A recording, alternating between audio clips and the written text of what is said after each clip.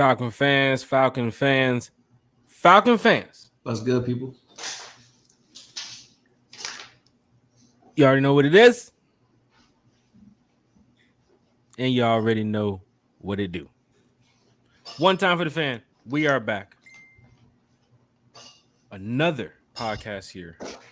One time for the fan. Talking Falcons football. Episode 109. As our good friend Bodie here always tells me to remind the guests. To remind the fans. Episode 109. Chase, how's everything going? The crew will be here shortly. We do have a special guest here that's going to join us in a little bit. Recando, a real Falcons fan, is going to be joining us here talking Falcons football tonight. Chat is already lit. Chase, 1000, how's everything going with you, sir? Been cool, man. Can't complain. Been a good little fourth weekend, I guess you would call it. Had to work a little bit. Had one day off, but been a pretty good week. Ready to talk some Falcon football and chat it up with the chat. Read the comments. We are definitely ready to talk some Falcons football with you all. Chat is going crazy. I'm getting text messages. Yes, people, we are live. We are live. Some technical difficulties tonight. One with StreamYard, and two, Atlanta United, the big win. Shout out Atlanta United. For those that do not know, Atlanta United had a game today. They were sitting in 7th place. Came away with a big win over the 4th place Philadelphia Union. Smacked them up 2-0. Security just alerted me that Boss Man's here. Time to straighten up, boys. Boss Man's here. Damn right. 3,000 is in the building. Bodie 3,000 is here. What's good, Bodie? What's happening, people? How y'all doing? We are doing great. Since the last time we talked, 3,000. Not too much has been going on with the Falcons, but we are still entertained by whatever the Falcons do. And of course, the media has already talked a little bit about the Dirty Birds, so we'll get into that tonight. Big month, Bodie, for some people here on One Time for the Fan. I don't even know if we can do a Rolling Loud podcast, but this is going to get crazy in the next couple of weeks, Bodie. I mean, the energy that we bring to the channel now has to be transferred to the grounds in Miami for over 100 plus artists. It's just going to be a wild, as they say, a massive, wild, crazy time out there in Miami, Bodie. We can talk about Rolling Loud all day. We can talk about Falcons all day. Yeah, I'm old, so Oh, he got it. It's there. Yeah. I been got it. I'm old, so I gotta build my energy up. So when I get down there for 3 days of the burning hot sun, so yeah, it's gonna be fun. As you can see, Falcons fans, there is a lot going on during the summer. For many of you fans, I see people going down to Essence Festival right now. I see people going to a lot of EDM festivals. Shout out to Thomas Scott, a couple members of the Rise Up Tour too as well. They're out there going to Usher's big concert in Vegas. Chase, you got anything planned big for the summer right now? Otherwise, then building that doghouse in the backyard. Waiting on that baby on the way. That's all we got going on. Waiting on the baby. Baby is on the way. For those that do not know, Mr. Chase here has his first child joining the world here shortly. A Falcon fan too as well. But the blessing, the joy, the beauty of having your first child is just an amazing feeling, Chase. So for those that's in the chat, if you all ever see Chase at the games or see him on social media, always just give him a big congrats for what he got going on in his life. Because Bodie, as a parent, same here myself, we know that, for many of you in the chat too as well, we know that taking care of kids is a big responsibility. And we're glad that a guy like Chase here gets the chance to take on that task. I remember that time I picked Bodie up from daycare. That was a great feeling. I ain't drunk yet. Just give me about 30 minutes. Give me 30 minutes and the jokes will come. Diehard Falcon fan, Bodie 3000. Diehard Falcon fan, Chase 1000. And of course, hey y'all, what's up? Good. What's from up? Squirrelville, USA. I just ran over one today, matter of fact. Are you serious? I feel bad. You told us right up, straight here. First line that you get. You give them tell us about the squirrel run. That's crazy. I know. Well, he ran off the road and then he decided to run back in front of me, and I couldn't slow up. So hey, Got him. Yeah. Feel sorry for that squirrel. How y'all doing though? We're doing great. Chat is doing great. We have a lot of things going on here with One Time for the Fan. We do appreciate everybody who's here supporting One Time for the Fan. Once again, it's episode 109. Be prepared for some of the changes going to happen. You know, I guess we're going to be switching some times up during the week. It's just a lot going on. We want to bring as much content as we can to everybody. Plus, we don't want to overwork nobody because Kara, you know, Chase, you know, Bodie, we know, we talk Falcons like 24/7. Like, I don't know if the chat knows, but we talk Falcons like 24/7. I can talk to Bodie on the phone for 3 hours about just the Falcons. Yeah. Chase is in the chat dropping articles. Kira's in the chat dropping links and articles. It's just big because we want this team to win. And that's what's going to be about tonight, really about is the culture of this team. You know, if they're going to be able to win this season. And a lot of fans are excited because of the roster and some of the moves they made. But now it's time to get down to the nitty gritty. And we do have a special Falcons fan joining us, Recando, a real Falcons fan is going to be joining us here in a couple minutes. Matter of fact, I think the limo just pulled up. He came. He's in a limo. VIP. Sheesh. I ain't never seen nobody pull up in a limo like this. Some presidential detail. Oh, hold on. That's the decoy. That's the decoy limo. Yeah. That ain't even the real limo. So where's he at? Hey, before he comes in though, I wanted to say something real quick. Falcon fans, if you are on Twitter, please do not mention Derek Carr too loud because them ain't fans are. Let me tell you, they are afraid. Okay, they know we on their ass this season. All I did was say I'm afraid of Derek Carr, and they came at me like hard. Saw you got blocked by a couple just for saying I'm afraid of Derek Carr. But they scared though. Man, things like this go off fan base. Derek Carr, trash. No, don't mention him in that eyeliner. Falcon fans, God. You're probably watching baseball, probably watching your TV shows, Netflix. Kiara over here getting blocked by Saints fans, y'all.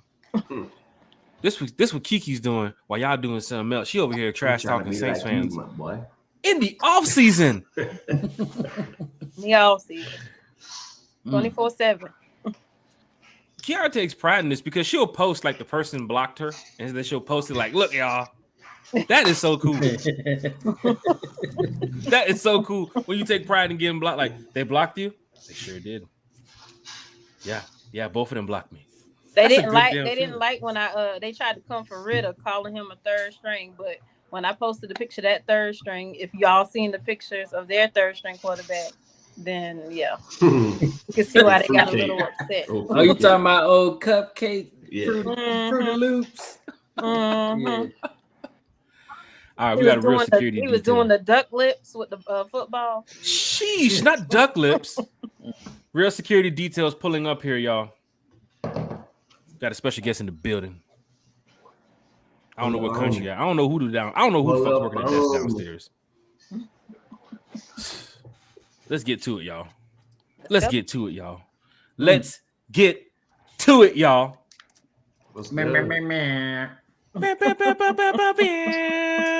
I'm sorry, Recando, man. Our budget ain't like that. You know what I'm saying? Our budget ain't hitting like that. We would have had a soundtrack for you.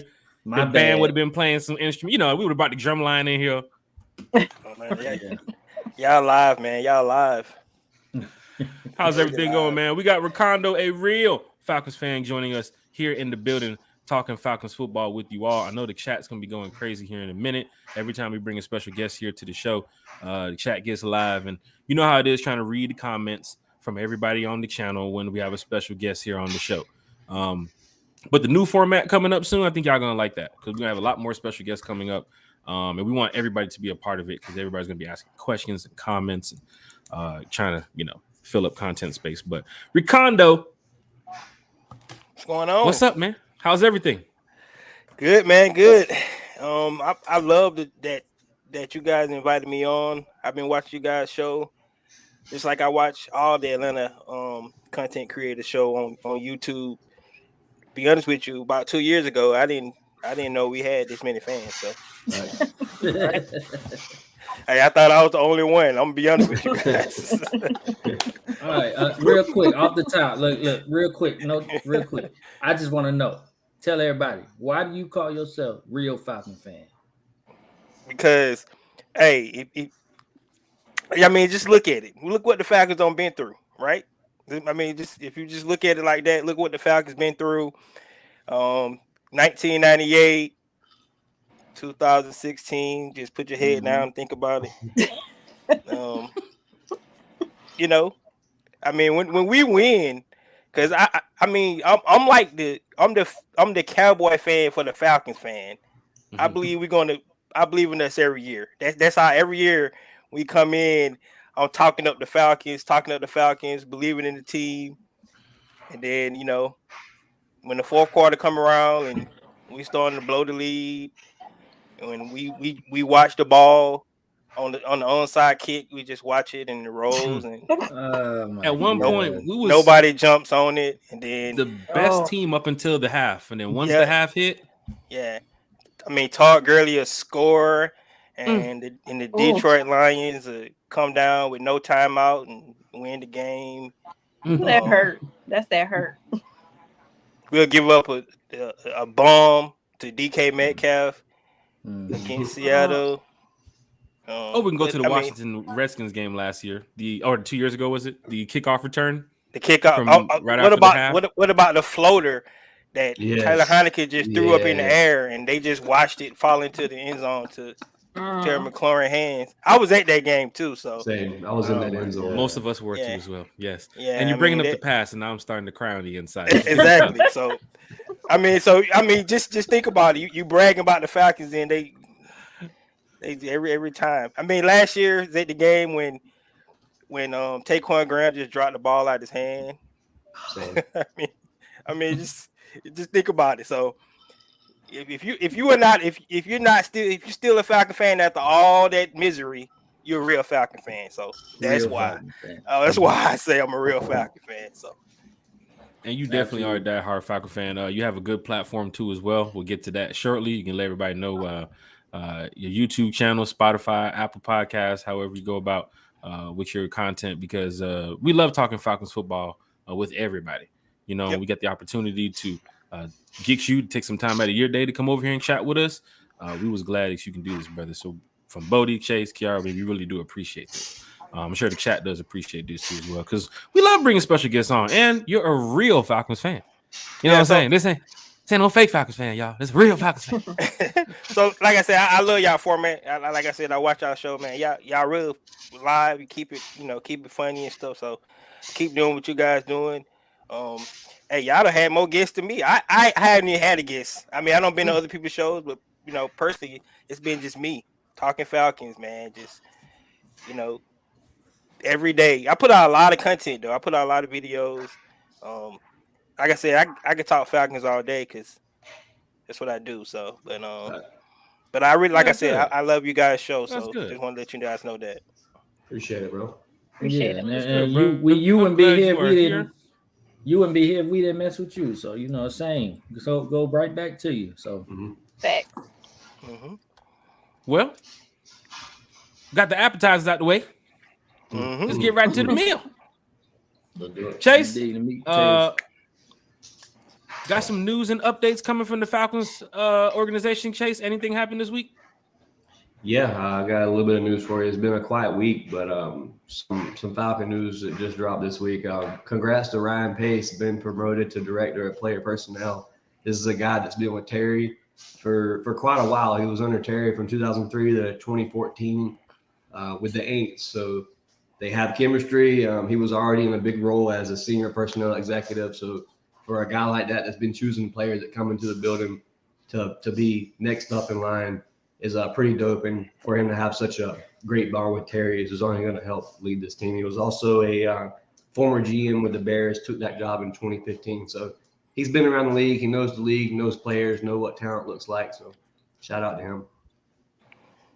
And that's your Falcons news and updates from the Falcons organization, because really ain't much happened this week with the Atlanta Falcons. But just hearing that news going around the table, y'all don't know who wants to chime in first. Kiki.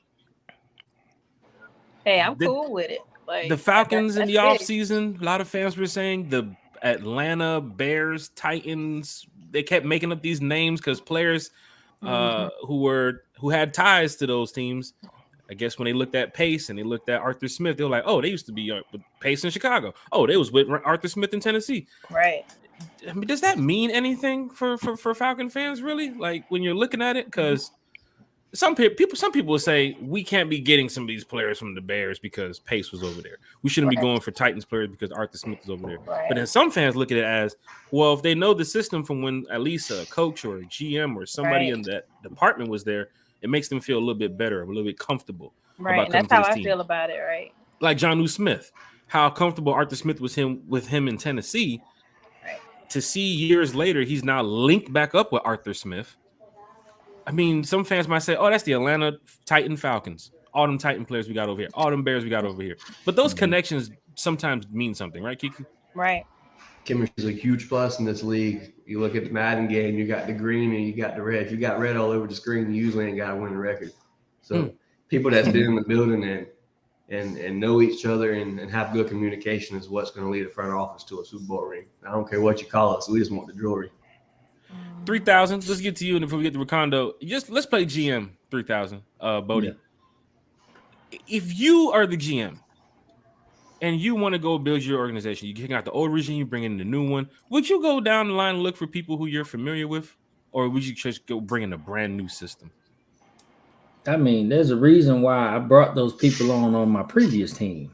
I liked them, and and if they sucked on the previous team, of course I wouldn't bring them over here. Okay, so that means that I have faith in these cats. You know what I'm saying?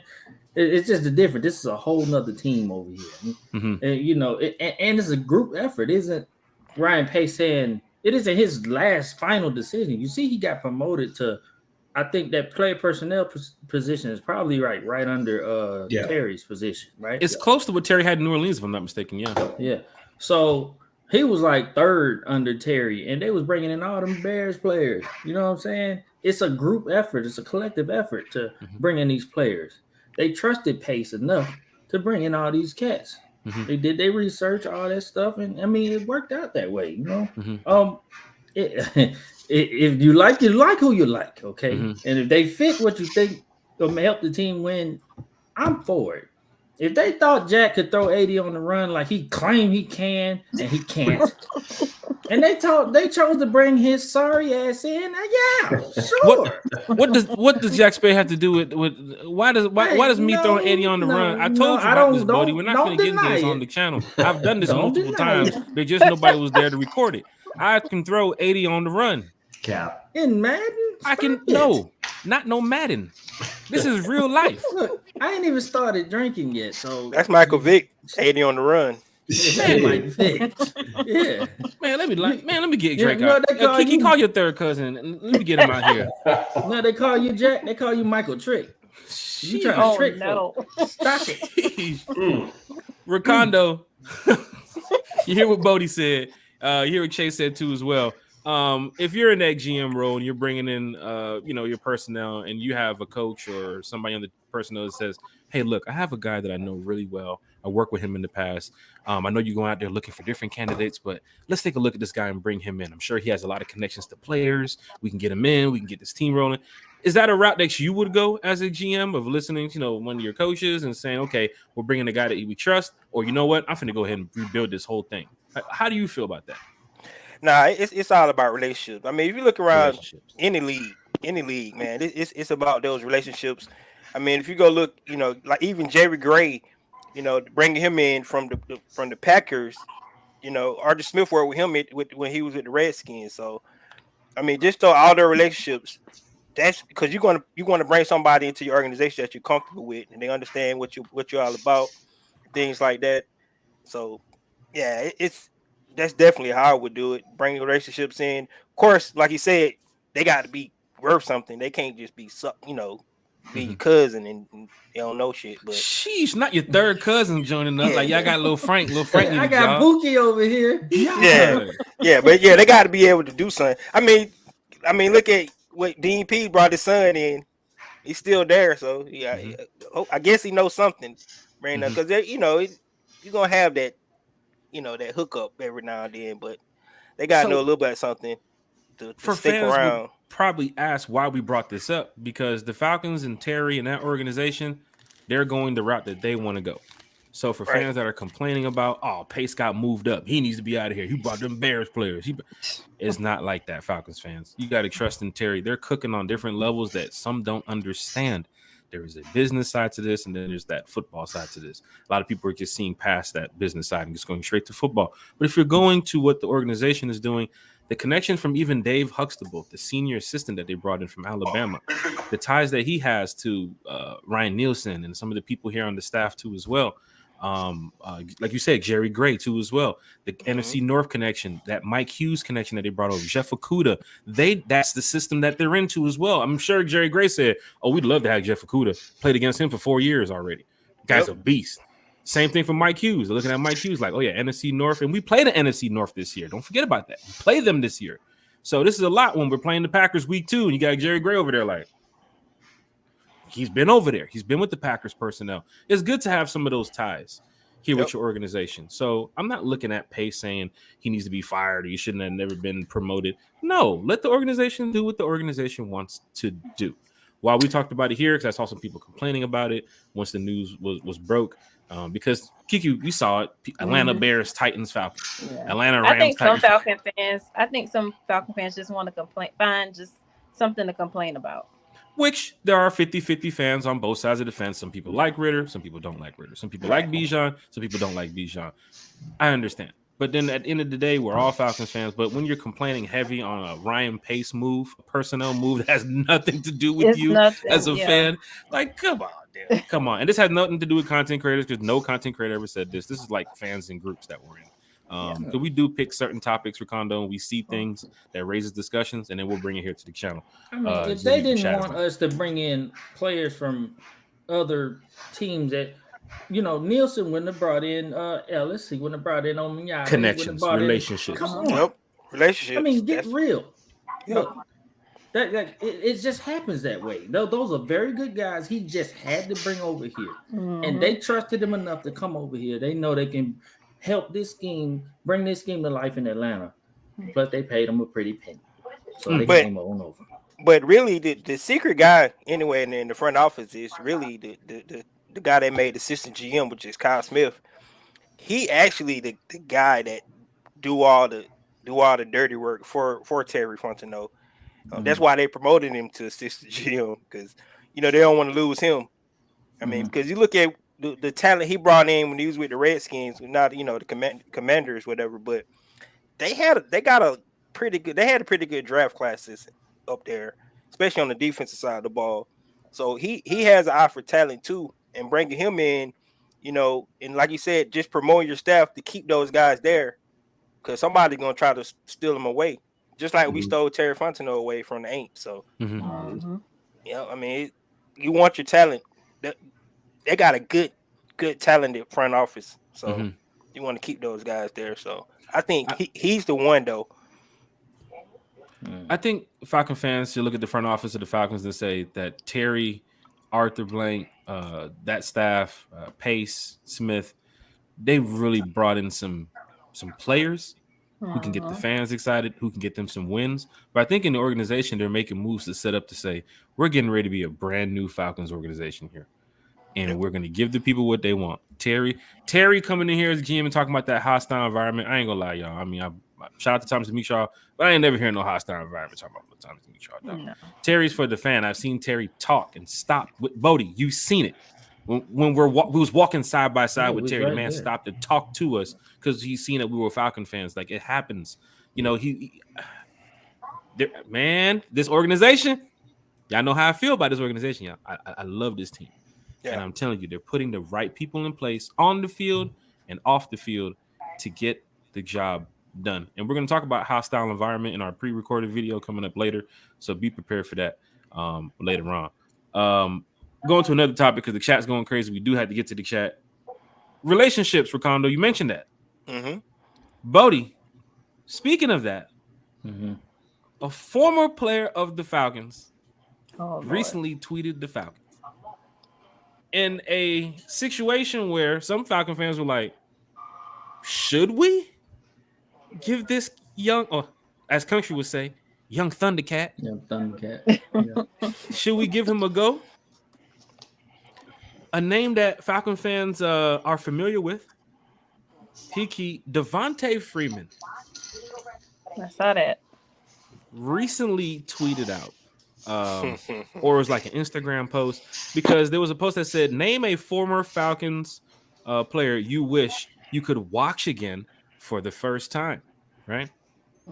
And Devontae Freeman goes and tweets, I'm here for the people, Atlanta Falcons. So then some fans hit me up. That's cute. What's up with Caleb Huntley? Avery's not coming back. Could they take a shot with Freeman? Is it possible that there could be a broken relationship from the past now brought back to life? Recando? No. Falcon fans seen a starting Freeman long time ago going to Baltimore, and then after the moves he made, after that, the transaction, I guess he went to the Saints or something. He wasn't that starting running back like he was. He does look like more of your third down back or a third string running back right now. At the position, you have Bijan, you have Tyler, you have CP. That fourth running back, I don't think is going to Freeman, but it raises concerns for Falcon fans because a former player tweeted the Falcons. Recando, let's get around the table too after you. Freeman coming back to the Falcons to play I don't know, running back 4 in a room that's damn near crowded. Are you worried about the running back room or Freeman at all with this tweet? No. I mean, he shouldn't have missed that block. Shit. He would have missed that block in the Super Bowl. Hey, we would have won the Super Bowl. So no. We would have won that goddamn. We would have won the game. Go back and look at that play. Freaking Hummus was wide open. We would have scored. Probably you wouldn't even worry about Tom Brady out it. So no. I'm mad, still mad. I mean, if you go back and look at that play, he didn't even touch the guy. He just it's like he did it on purpose. You know, they didn't have betting on football back then, but maybe he had a bet. Like, I don't know, because he missed that block completely. If he would have just touched him, like maybe Matt Ryan had time to get the ball off. Like, so, and then he passed his prime anyway. So I'm just no. I'm gonna be real. 6 years from that Super Bowl, I still haven't seen a highlight since. The last thing I seen of that game was the night I watched that game. I have not seen that shit. I do not want to see that shit, but I know exactly what happened throughout that whole goddamn game. Yeah. Well, I didn't watch the end, so people tell me that they scored. I didn't watch it. I left. Once Tom Brady got the torn cost, I didn't watch the game, so I don't know what happened. I haven't watched the end either. I don't want to watch it. I'll just say that's the longest drive from Houston I've ever taken in my life, ever. And I drove from California to Atlanta, and the Houston drive was much longer. Man, I came home, went in my room, and closed the door because I already. I can just imagine it too as Falcon fans getting into their mode after that game. Like, what happened? Man, that was just. But you know, my dad will, like, when NFL Network plays it, he will turn it on and watch it because he'd be like, I just want to see what went wrong. We know what went wrong. I'll tune in and watch it. I'll do that. I'll tune in and watch it just because of how electric of a team we had. Let's go around the chat here about watching the game. How many people, honestly, in the chat or here on the podcast have watched the Super Bowl from that year like more than 5 times? I've never seen it. I've never even seen the highlights. I'm talking about watch the full game. I'm less than 5. Oh no. I mean, at the what it was, Rocky's pick 6, I think I turned it off. I can't watch. I've seen clips, I've seen little, snippets here and there, people post it, but I'm talking about sitting down and actually watching the game. Well, my dad, he will. Yeah.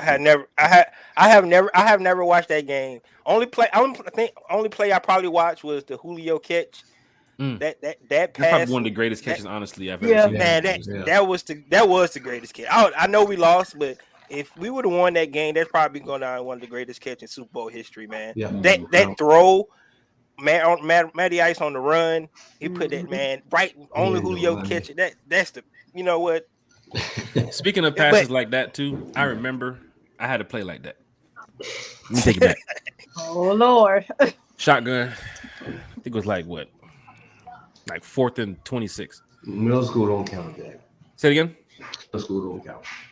Like 4th and 29. That must be drinking moonshine. It was 4th and 29. Bodie, you there? It's like 4th and 29. That gotta be It was the high school. It was the high school championship. Quarterback. I was playing safety, and quarterback went down. We didn't have no backup. Coach looked at me and said, "You still got that 80 in you?" I said, "Coach, I've been had it, Coach. You just put me on defense." That's some Pop Warner team. He just got he ain't got 80, he got 240s. That's all that is. Quarterback went down in the second quarter. I don't want to talk about the third and the fourth, but it's a long story, Recando. We'll save it for the next time. But we ended up winning the state championship. We'll get to that next time. Going to running backs here, Bodie. Your thoughts on Freeman, man? You worried about what Freeman talking about? Right, I forgot to. Okay, Shit. I forgot the question because that shit you was talking about. Look, slow news day. Freeman ass ain't coming back. It's not happening. I appreciate him up until that damn missed block because I was gonna say that, Recando. I was gonna say that same shit you said. Yeah, that damn block. You missed the damn block. That's forever embedded in my head. The one time I saw you miss that block, I would never forget that shit. Forever. No, it's not coming back. He ain't got nothing left in the tank. XFL it is. Yep. Chase? Maybe not even that. Maybe Canada. I'm not really too much worried about maybe running Canada. back. God. Pretty stacked. You got a Cordell Patterson. You got a Tyler Algier, a Bijan Robinson, possibly a Caleb Huntley. And we also have another cat that we brought up from the practice squad. So I'm not too worried about running back room. I think Freeman just wants to be on the team. And shout out to Devontae. He gave what he had to the Falcons organization, whatever it is. So shout out Freeman. And wherever he goes, good luck to him. But I think in the A, we're good in the running back room. Yep. Mm-hmm. Kiki? Cousins, family of Freeman? Anybody? Okay. Nah. So then you can speak on it. Nah. I mean, I feel like we good on running backs too, like they said. I mean, the room is full. We don't know if Huntley is coming back. And then I hate to bring this up, but remember when he signed with the Saints, he made that little comment saying, I always was a Saints fan. Yeah, nah. Well, you stay your ass away. Yeah, I forgot about that. I forgot about that. Yeah, he can't come back. No, once you say once you say some whole shit like that, my bad. Once you say some stuff like that, you stay over there. That's close to when Chauncey Gardner did the damn dragon kick on the Falcon logo in the end zone. Exactly. And then fans were like, "He's a free agent, bring him here." Like, bro, this man did a spinning 360 dragon kick on our logo on purpose. And I don't know if Sade is in the chat, but like she said, he would have to purify himself in Lake Lania, Shit. before he can come play for. Shout out to Sade. Damn. I remember when she tweeted that too, and fans just went in. Lake Lanier, God. That's crazy, how I feel man. about Freeman. He would have to do the same thing because he had on that musty uniform. So, sheesh. Let's go. Falcon fans, we talk about a lot. It's only an hour podcast. We do go over sometimes different topics every episode. We've never spoke about Freeman here, Bodie. I don't think in all of our 109 episodes. So just bear with us for 10 minutes as we talk about something that happened this week with the Atlanta Falcons. He made a post, went out, he saw it, tweeted at the Falcons. I seen it. We have one time for the fan, so we're going to talk about it. So that's the cool thing about having a podcast, because anything that's Falcons related, you want to talk about, right, Recando? I mean, it has something to do with the Falcons. Oh yeah. Sometimes though, no 4 hours on it, but yeah, sometimes when people bring up topics, sometimes it just I'd be like, I don't want to waste my time on it. So, or even he got time to tweet. He got time to tweet about that. He ain't got nothing going on. Yeah, so ain't no buzz His phone ain't ringing. And God. I'm glad you Bodie's mentioned taking the a shot. tweet about tweeting too as well. What is going on with Twitter with the Falcons account, Kiki? Well, yesterday I guess what's his name? Elon Musk was on a power trip. He wants people to pay for. He must be want people to Not pay little for Twitter. Dez. So apparently, if you have a blue check, then you could see up to, I guess, 6,000 tweets. But if you don't have a blue check, you're only limited to 600.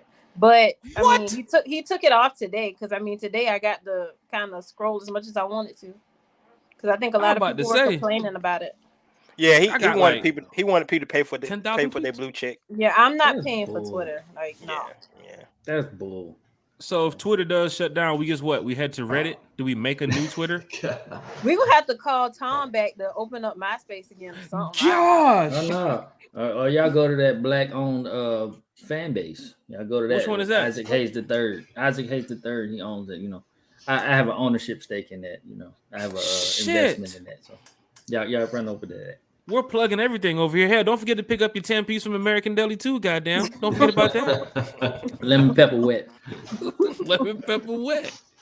We're gonna go to the chat because you know when we have a special guest, chat goes crazy. We want to make sure we get those comments in. And then we gotta talk about some running backs because we already talked about Freeman, so we might as well just stay on the running back room. Because we got Bijan Robinson news. And everybody knows Bodie loves to hear about Bijan Robinson news. Ain't that right, Chase? That's right. Bodie, Recando, if you don't know, we were talking about the draft for weeks, right? Mm-hmm. And we were leading up to the draft, and we have our podcast, and you were probably in those same shoes. It's looking like Jalen. Up until around when? End of March, beginning of April, and then what? The Bijan talk started getting heavy. Shout out to Pam Johnson in the chat. Pam Johnson called it even since the day after Super Bowl. It was going to be Bijan Robinson. Pam Johnson, she's in the chat right now. Bodie 3000 woke up in the chat one day and he chose violence. Woke up in the chat and said, "Y'all, draft pick is Bijan Robinson. It's nobody else. I'm going with Bijan." We said, "Bodie, how dare you?" We talked about the defense. Y'all went off. Y'all went off on me. Y'all shunned me. Like, I remember Recando seeing missed 67 messages, missed 100 messages. I just remember seeing everybody just going off on why it could be Bijan or not be Bijan. But Bodie was just sitting there like Bugs Bunny in the chair. Like, I ain't saying, hey, it's motherfucking Bijan Robinson. The day before, we thought it was Carter with Bodie, and then it became Bijan. And ever since that day, we had to give it to Bodie, man. He was right. But that was early though. That was early, like around April at the beginning. It just made sense. The star power. You know what I'm saying? You don't pick in the top 10 and not try to get a star. You know what I'm saying? You don't pick just to fill a hole. That was my reasoning. You know, I did my research on it. Yeah, folks were saying, yeah, Bijan this, running back, but you need a star. You try to get a star. You trying to get a headhunter, a home run hitter. I ain't picking just to fill a hole. We fill that hole. You can do that the rest of the draft. I want a star in the top 10. So that was my reasoning. Keep that thought, Bodie, because after we get to the chat, we got some more Bijan news that fans want to hear about because we've been giving Bijan the praise here, just like any other player that's with the Falcons. We ain't bashing nobody. He gonna do what he can do. Y'all, Chase, you saw it, Kiki, you saw it, Bodie, you saw it. On that podcast when they said Bijan, I stood up, I went to the next room, took 5 seconds, came back, and found out how can Bijan help this team win. I didn't bring out he ain't gonna do this, he ain't gonna do that. I said no, this guy is he's gonna do whatever he can to help this team win. Now let's find out what he can do. So yeah. I was all for it. I ain't got no problem with it. Our picks he was on our big board, Recando. We had 10 players. Bijan was on it. We're perfectly fine who was selected. Personally, we all had our individual 3 that we wanted to go. Bodie had Bijan first. Chase, I think he was with me with Carter. And then we quickly understood, days after why the Falcons went with Bijan. But it was no disrespect toward it. But I saw a lot of people head to Twitter like a running back. And Jalen Carter was right there. And I was like that too. I'm a Georgia fan. I was like, look at that. Yeah. Georgia fan.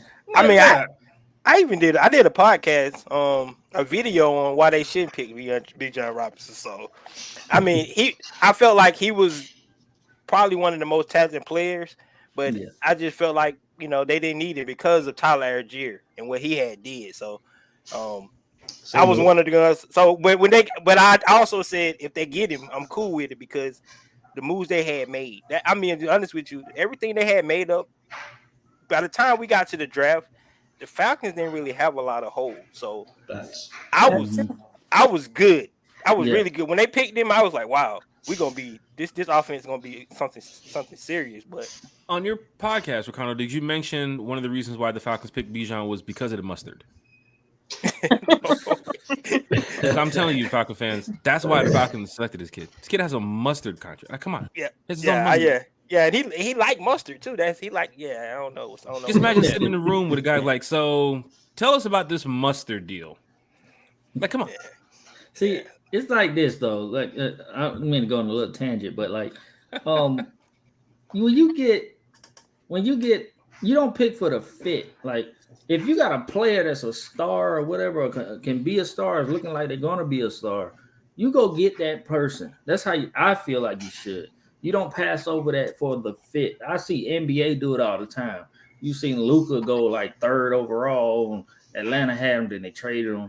And all them other teams could have picked him, but they picked the player they needed. They thought they needed, whatever. And then freaking Bijan slipped up to us at 8 because all those players, all the people picked players that they wanted to fill a hole with.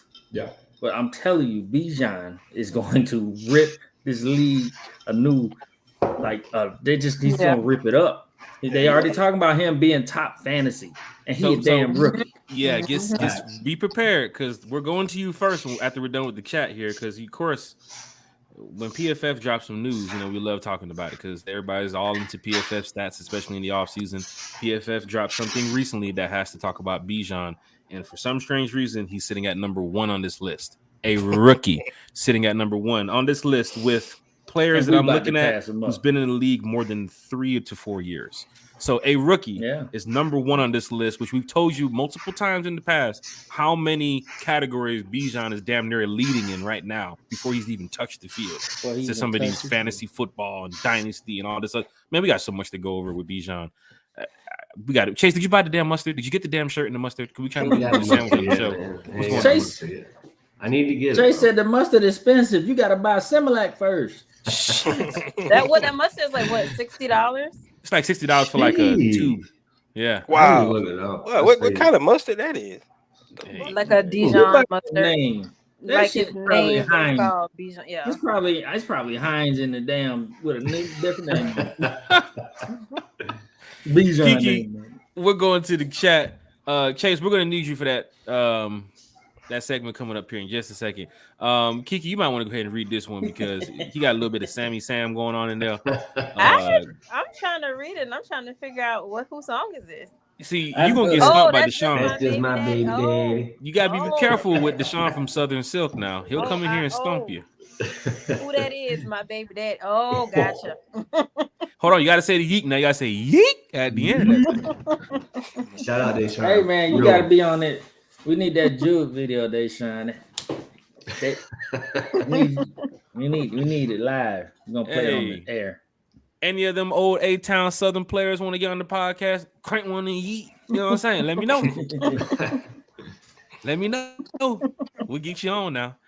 Shout out to Big Ant. What's up, Big Ant? What's up? Uh-oh. That's what you guys said. Carrie's in the chat. What's good, Falcon? It's going down in a major way when this podcaster up, is Berto? in the house. 95 North Falcons Talk Show. Fellas and ladies, what it do? Have a great show. Shout out to Alberto up there in, where is he at? Rhode Island. He's in the Rhode moon, Island. I think. Yeah. I just found out he know my family up there. I remember you Rhode telling me that Island, because Rhode Island's a small little spot, so I'm guessing. Yeah. What's up, That's Lisa? right, Miss Lisa. Another Sunday. Because apparently they said you already. step outside your door, you walk two steps and you're on the neighbor's grass, and 2 more steps and you're on the county line. How's it working, Rhode Island, Bowley? It's real tight. It's real tight up there. I went up there when I was like 12. It's small. Sheesh. Small. Lisa Shepard is here in the chat. Don't forget about Lisa Shepard from Blog and Dirty. She just put out a nice article too as well on, I think, Atlanta Falcons, Germany. I'm sure she's working on the next piece soon. So shout out to Lisa Shepard for what she does for the Falcons community. Carrie's also here. She says, "Hi Lisa, hope you're having a great weekend." This is good. Falcon fans come in here and chat it up with each other. Don't forget the hashtag fan club, hashtag one timers. Bodie, we got an emoji. It's like that. That's what it looks like. We're kind of look at our emoji. See, it's the one time. One. Yeah, we the ones. Yeah, we got our emojis, man. You see the emojis down there? Pretty cool. Shout out to the Usos. We the ones. Yeah, shout out to Big Ant. Big Ant with the thumbs up. That's still a one. It's one thumb up. So we'll give you that one. Shout out to Big Ant. Kenny's in the building. We'll check in with Kenny when we play the Jets December 3rd. Kenny's supposed to be popping up with us out there in New York. So can't wait to meet up with Kenny. You said, "What up, family?" One time. Lowski. What's up, Lowski? It's in the building. Hey, Kier and them. Hop on the Bijan train. What's up, good, Miss Pam? Pamela Johnson since day one, Recando called Bijan in the chat. She said, "I don't even know why I keep talking about this." Yeah, Bijan. Remember that, Bodie? Bijan. Literally. Yep. Shout out Pamela.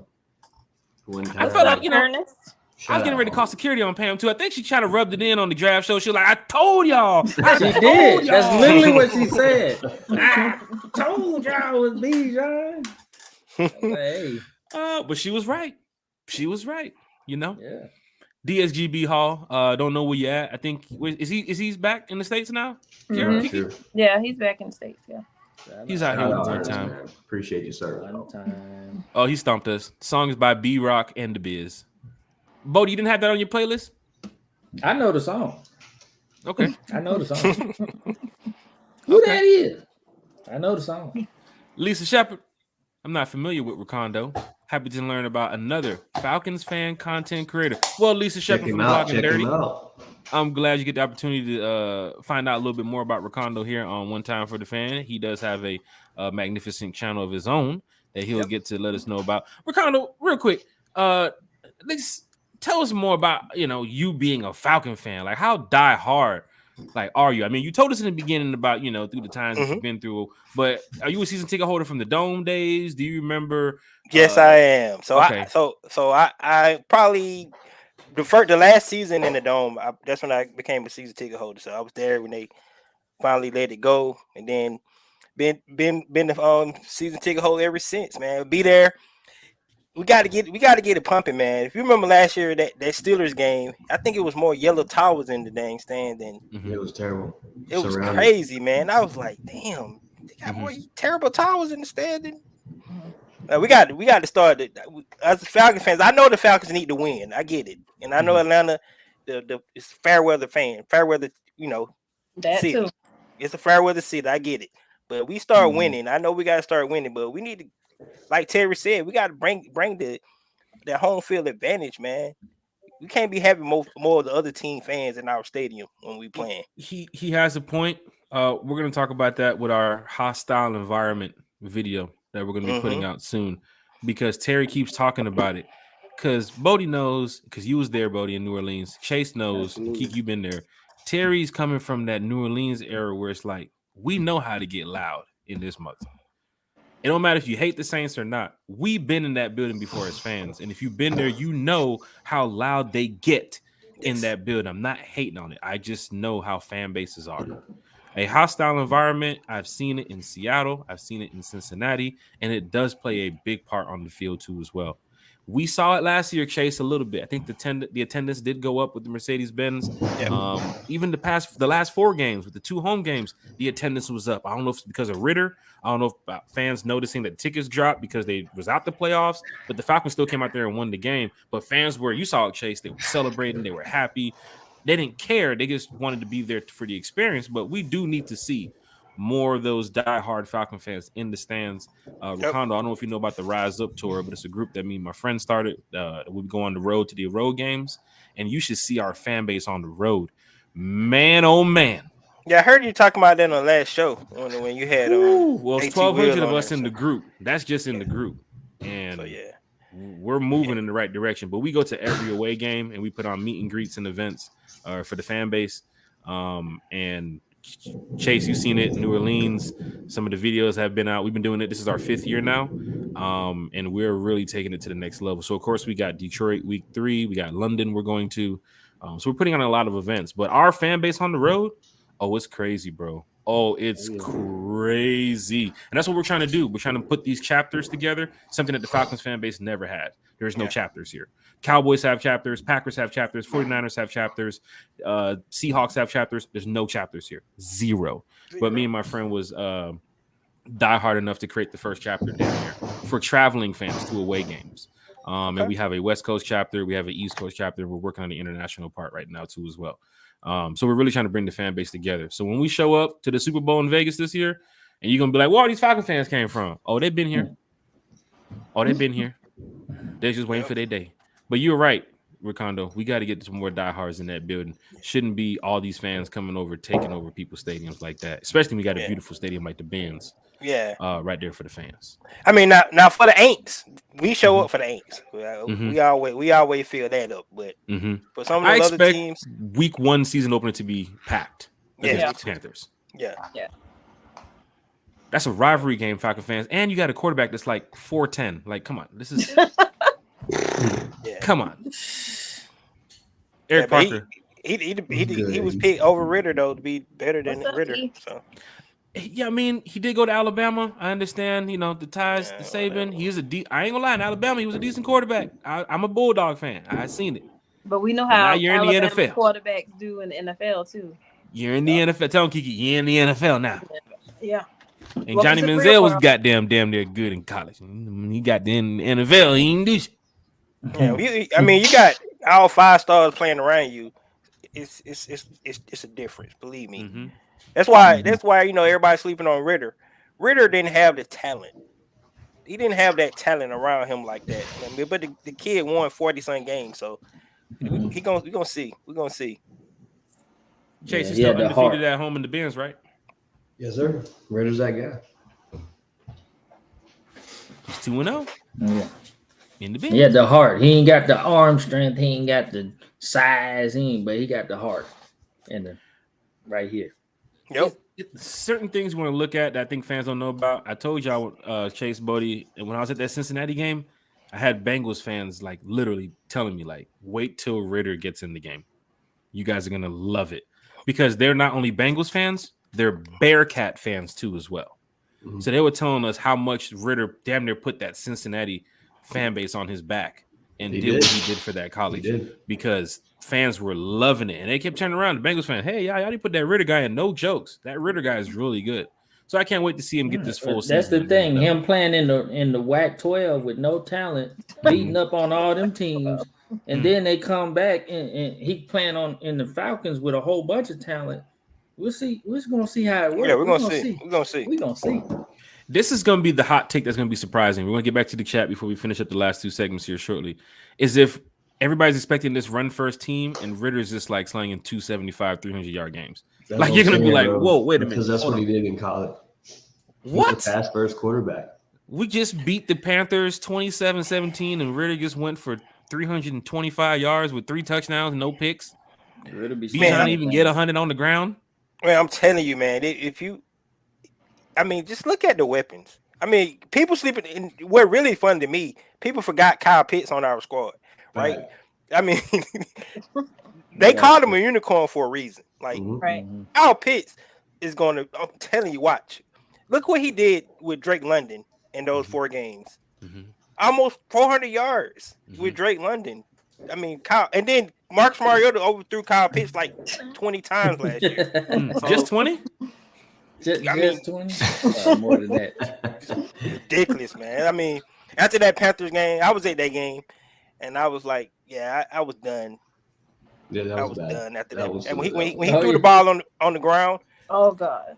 Yeah, I was done. Oh, you talking about the booty roll? Yeah. That's the upside down Falcon throw. That's what you talking about. Yeah. This Joker got set running out of bounds. Yeah, that's That's how RG3 got hurt, didn't he? When Witherspoon was on him? Yeah. Yeah, he got sacked, right? He just ran out of bounds, took a sack. I was like, man, you gotta be kidding me. He was so I forget poo-poo. That's the what play thing. it was in Carolina that just had me. The upside down throw was one, but there was one play where Bird was wide open. He rolls out, he goes to the side where Bird was. He's looking at Bird wide open. He's like, nah, fuck it. I'm just gonna think about it. Because he's like, I can't throw it that far. He's a one read quarterback. He's a one read guy. If it's not open, Tommy gets up and look. He ain't throwing it. That's you know where Falcon fans got kind of locked in though with Mariota being the quarterback, where someone was like, okay, let's give him a chance. The preseason game versus the Lions when he took off for like that 30-yard run, people said, "Oh shit, he's that fast." Or the preseason throw we need him. Kyle Pitts for a 60-yard game. Right, that was in the Jets game. Yep. Yeah. I was riding with him. I was one. Yeah. I was riding with him. I ain't gonna lie. But after that Panthers game, go back and look at my post. I came out, I was like, he got to go. It's over. It's done. We gave him all the chances. It's a wrap, man. Yeah. And, that was the longest Thursday night game ever, too. I'm just like, will this shit end? Like, yeah. And just imagine, I'm standing there on the 40, pouring rain, watching upside down Falcon throws from Marcus Mariota. Yeah. Then he got benched. Then he took his ball and ran home like a punk. Oh yeah, then that made it worse. But what they didn't see was every time he came to the sideline, and Chase, I think I talked about in the chat, he ain't saying nothing to Ritter. Everything was helmet off to the sideline, and you got your boy over there, rookie quarterback. Yeah, let's talk. Let's do something. Not leadership. No leadership whatsoever. But yet he says he's going to the Eagles to help out their quarterback. Like Jalen really needs help from him. He said, yeah, I'm gonna teach him everything I know. I hope not. You don't. Yeah. Don't pollute that man with your garbage. But I saw the fans in the stands with the Ritter, what they call it, the fat head. You started seeing the fat heads of Ritter being held up in the stadium. I'm just like, yeah, people tired. Hey, let's just give the man, or the team, the support. Everybody's going to be there week one. If you win, you're going to talk about it in a positive light. If we lose, because we was with Mariota. I'm up here talking about some comeback player of the year, Mariota. I said that. That's the same shit. I look stupid now. How bad he played last year. Bro, let me tell you, those people, but it is what it is. Some of the fans lit my ass up on Twitter because I root for Mariota. You don't want to see your quarterback fail. Like you want. So when he played like the San Francisco game, I think he was like NFC Player of the Week or something like that too. So like, I mean, he had his moments, but it was just more negative than positive. So he only threw like 11 passes in that game though. So. Yeah. He only threw like 11 passes every game. Yeah, it was like one. What was that stat boy we read? He was like 7 for 11 one game or some shit. I was like, what the hell is this? Like 89 yards or something. It was something crazy. Yeah. I mean, you think about it.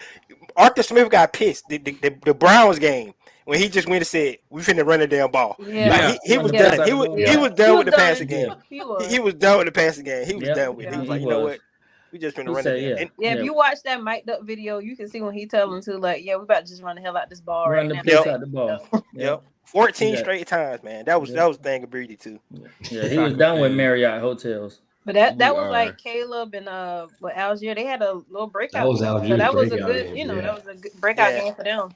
And even that's when they started had like a nice little run too. So Falcon fans, we are lit. Eric Parker, diehard Falcon fans here in the chat. What's up, E? What's good, E? Get a couple more comments in before we get to these last two takes.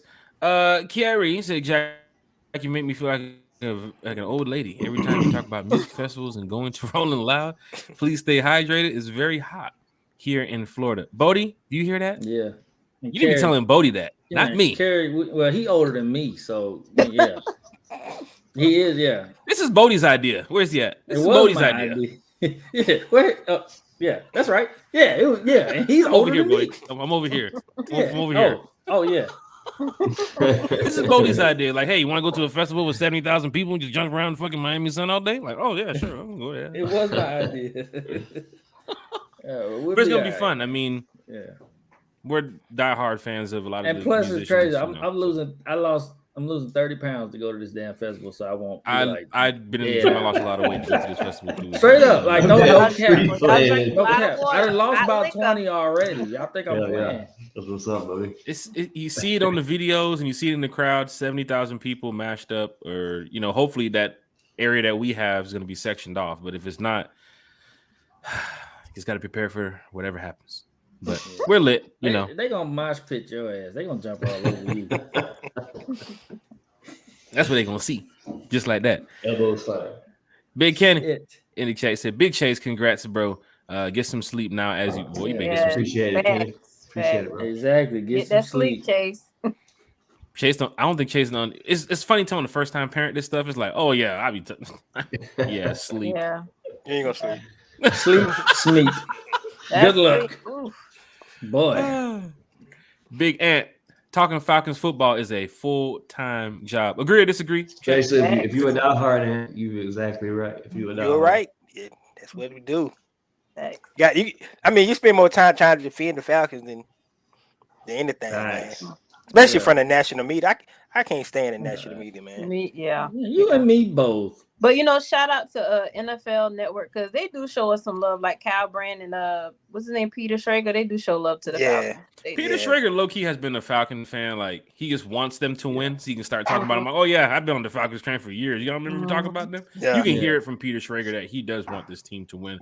Other people, I can hear the hate. I can feel the hate. But let me give y'all a little hot take. I think a lot of folks are talking about the Falcons because we got the best offensive talent in the draft. So paired with all the talent that we have already on offense, and then what we did on defense, they got to look at us now. So now they on our job. So now they sitting around here saying, the Falcons, look out for them. Yeah. It's all fueled off of name. You know what I'm saying? If we went and got if we would have got an old boy from Georgia, we'd have drafted him.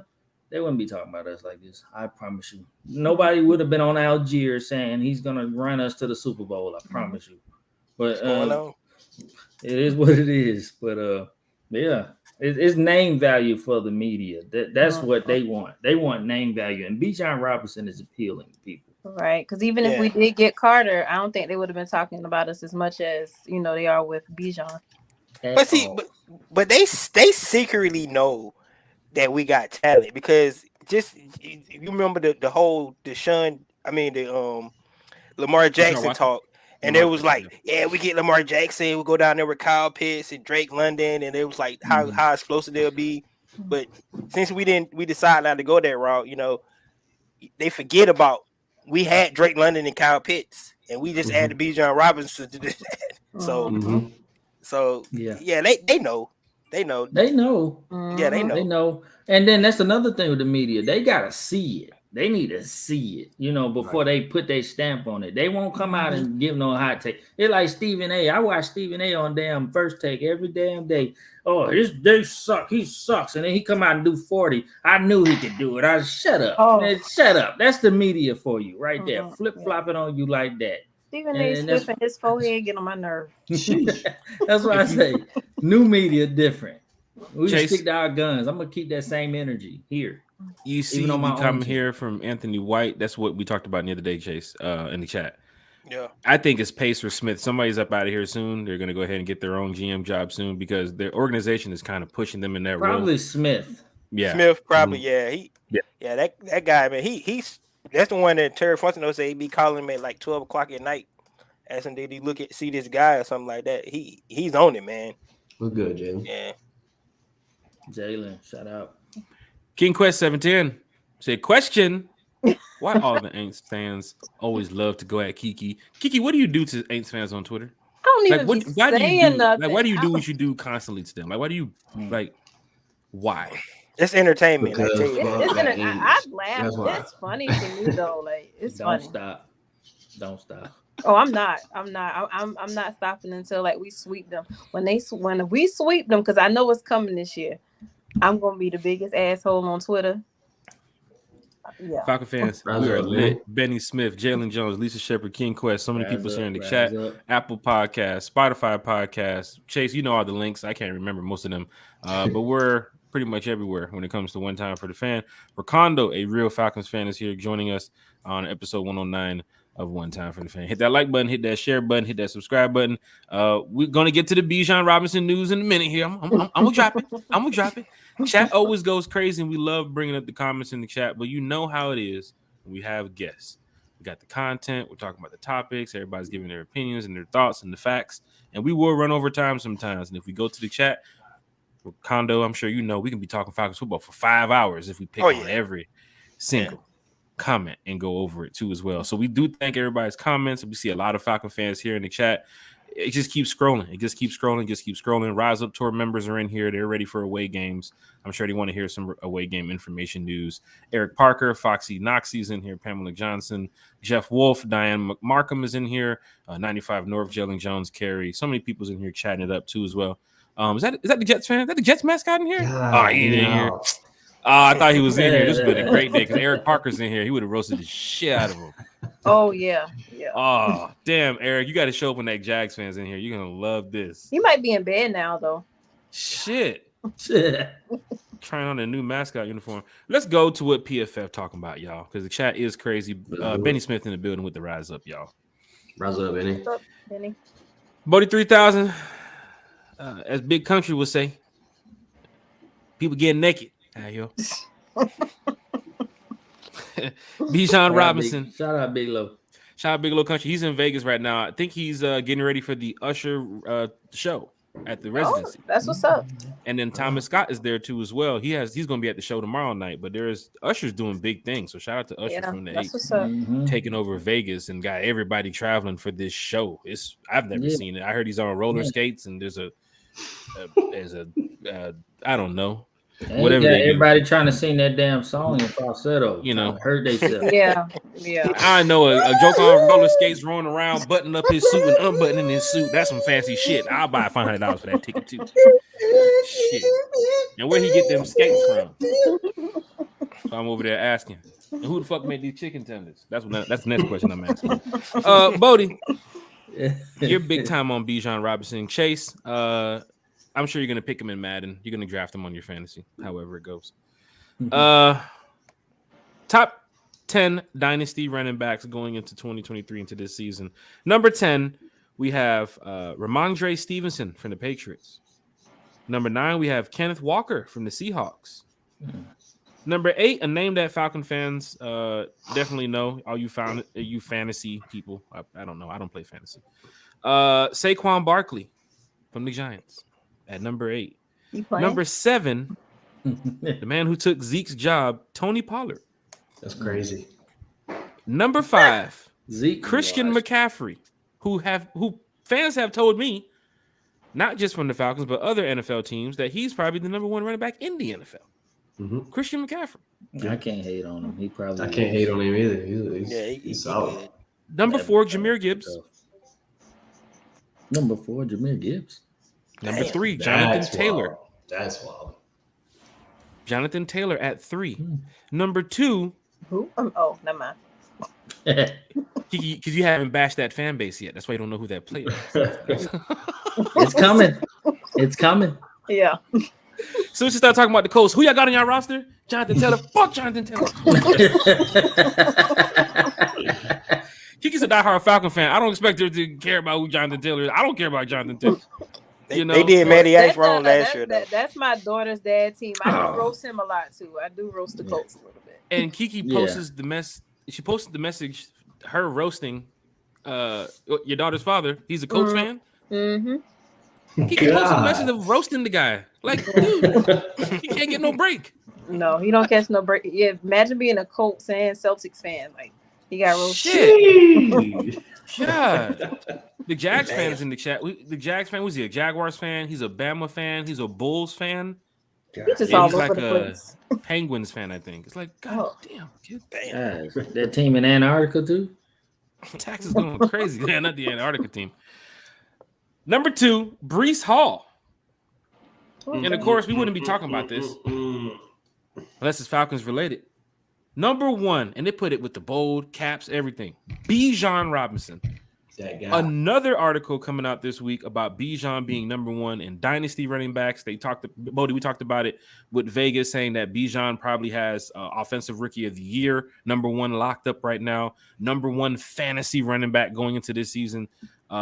The hype train, Kiki talked about it with the Vegas has the bandwagon bet going on of, who to be a bandwagon of this year. And the Falcons is on that list. So much media hype going on now with the Falcons. Everybody's on the boat train with the Falcons or on the boat with the Falcons. Bodie, top 10 dynasty running backs, to see Bijan number one on that list. I'm sure you happy about that. Look, it's not nothing to teach him. He's ready made. He's ready to go.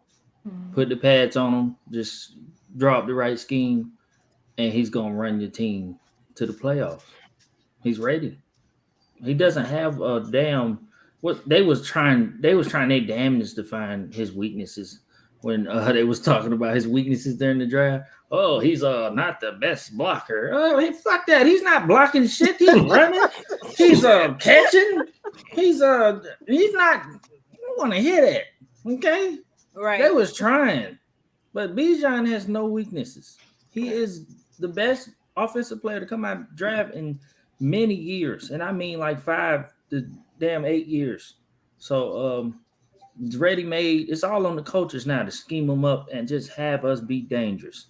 We got so many weapons. It's crazy. We should have damn Pitts leading. Really should be leading the team. Like I keep saying, he should be leading the team in targets, because he's a unicorn and we drafted him 3rd or 4th overall, whatever it was.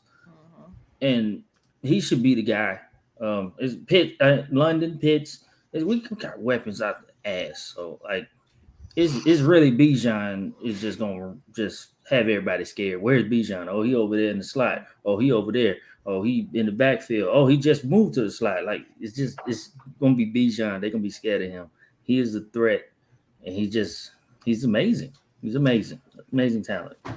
Recando, is Bijan that guy? There's a lot of hype riding around this young kid from Texas.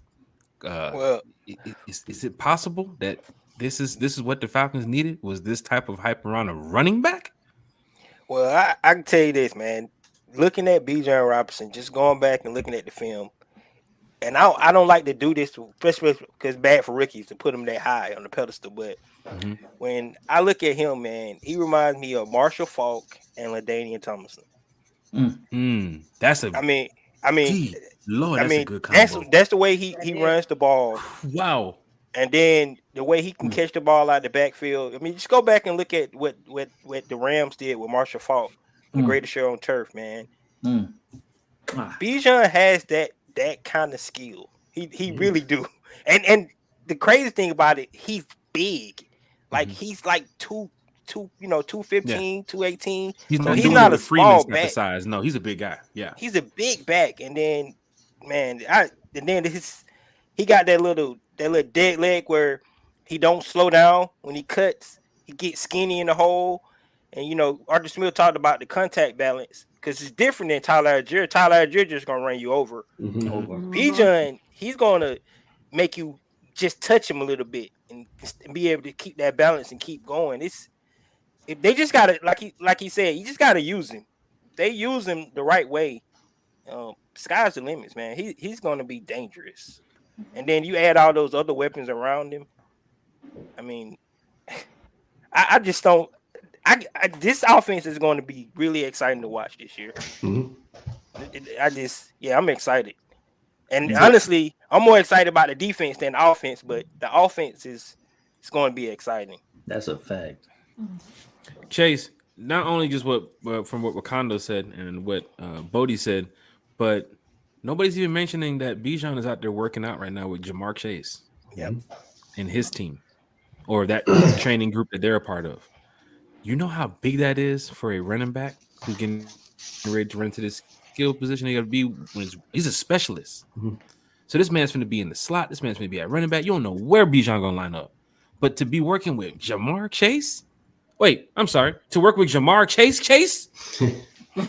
I mean, people ain't even talking about that. You seen the videos, the deadlifting videos, the route running videos. That is big. Yeah, Bodie, that was a good one, right? That was a good one, Bodie. You saw that one. No, you saw that one, Bodie. Come on, Bodie. Come on, Bodie.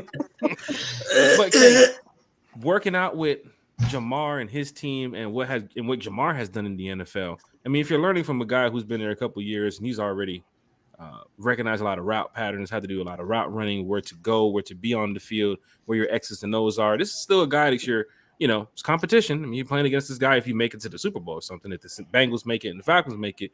But on the field, there's a lot of friends. Bijan, Chase, Justin Jefferson. However, there's a lot of friends. So people don't really take certain things personal. Oh, I can't work out with this guy. I can't work out with this guy. If Bijan is working out with Jamar Chase, he's getting all this hype around the media.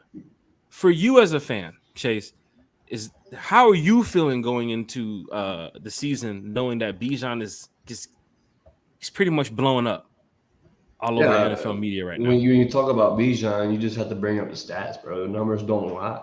You look back in college, he was a running back with 258 attempts with 1,580 yards as a senior in college, averaging 6.1 yards on the ground, 18 touchdowns. And when you talk about his passing game, he was 19 for 341 yards for 2 touchdowns. So this guy's a dog, and it's in the passing game aspect and it's in the running game aspect. Pick your poison. Arthur Smith knows how to pull the talent out of players, and to have such a dominant rookie like Bijan come in the building, it's only going to make the team better. You already had a running back last year with 1,000 yards, broke the rookie record as a running back. To have another running back come in and possibly break that rookie record would be amazing to see. So to have 2 1,000-yard backs and that already being a strong point for this team, I mean, it's only up from here, dog. And I'm definitely ready to see it. And like I said, and a bunch of other podcasters have said it, it's on Arthur Smith. This season is on his back, and if we fold, it's because of it. Kiki, you hear with Chase, Recando, even myself, and what Bodie said, and Bijan's getting the hype. We talked about Vegas a little bit about the hype train was going on with the bandwagon. Right. Get on the Falcons bandwagon if you want to win this season. Bill Barnwell, a journalist that we've talked about here on the podcast, who has said a lot about the Falcons in the past. His ranking of where the Falcons offensive arsenal group is looking like has them at 10 on his list. It just adds to more hype. More people are talking about the Falcons. When Recando said it, when Lamar's name was in there, oh, we got this weapon and this weapon and this weapon. And then when Ritter's back there now, then they're starting to realize it. Oh my gosh, the Falcons do have a really good team, even with this quarterback that we didn't want at quarterback. Right. Bill Barnwell now looks at the team and says, Bijan, Tyler, Cordell, Drake, and Pitts. If those are some of your weapons, I'll put them at 10 on my list of arsenals. That is big right there going into this season because everybody keeps saying it. Mina Kynes just said it the other day. A team to watch for who can have a breakout turnaround season and make the playoffs is the Falcons. Vegas is buying in on the hype train about the Falcons. Drake London media time, Grady Jarrett's media time. Everything is now looking like, hey, in the NFC South, that red and black could be in the playoffs. Your thoughts on Bill Barnwell and a little bit about Bijan too as well. Bijan's getting a lot of media hype. Bill Barnwell is putting us top 10 with the offensive groups of his rankings. How you feel about that as a fan, Kiki? I mean, I like it, but first I want to say it's like, when the whole Lamar situation was going on, everybody, like I said, was hyped about it. But then when we decided not to go with Lamar, when we chose Ritter, it was just like, they ain't gonna do nothing. Then all of a sudden, now everything is changing. Like I'm seeing different videos on YouTube, like in my my homepage pop up. The Falcons are dangerous. Like, basically it's a pick your poison situation anyway with our offense. So Bijan, 4 words, rookie of the year. And that's all I'm gonna say. A lot of people, not only from the Falcons community, Recando, Chase, Bodie, Kiki, not only from this chat, not only from Falcon fan groups, but from Jets fans to Vikings fans to Bucks fans, a lot of people looking at their fantasy and saying, we got to draft that kid out of Atlanta. We got to. The Falcons are going to use this guy. They're going to get a lot of it. They're going to get as much as they can out of this rookie. In the passing game, the running game, it doesn't matter. And if you're looking at it as a fan, for me, I love that type of hype because I haven't had this hype in a long time of people telling us. A Steeler fan texted me the other day. How much do you think they're going to be using Bijan this season? Why do you care? Oh, why do you think he cares? Fantasy. Why do you think he cares? For his fantasy team. Yeah. For your fantasy, yeah. Because he knows that the running back that's been selected this high in the draft, you got to use him.